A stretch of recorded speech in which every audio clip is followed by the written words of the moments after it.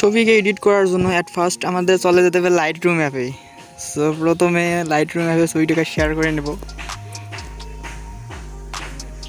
তো তারপর সরাসরি চলে যাব লাইটরুম অ্যাপে।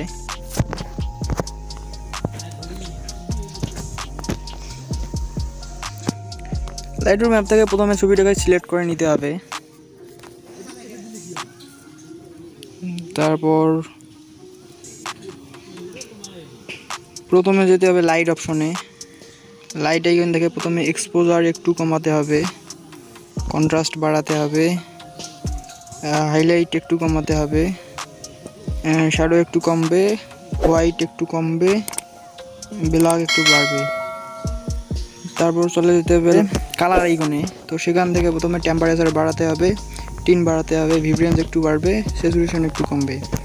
তারপর সেখান থেকে চলে যেতে হবে উপরে কালার আইকনে।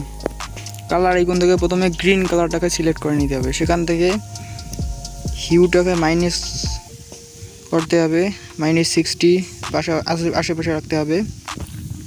স্যাচুরেশন একটু বাড়বে, লুমিনেন্স একটু বাড়বে। সেখান থেকে ইয়েলো কালারে যেতে হবে। ইয়েলো কালার থেকে হিউ একটু মাইনাস হবে, স্যাচুরেশন একটু বাড়বে, লুমিনেন্স একটু কমবে। সেখান থেকে অরেঞ্জ কালার, সেখান থেকে স্যাচুরেশনটা একটু কমিয়ে দিতে হবে, লুমিনেন্স একটু বাড়বে।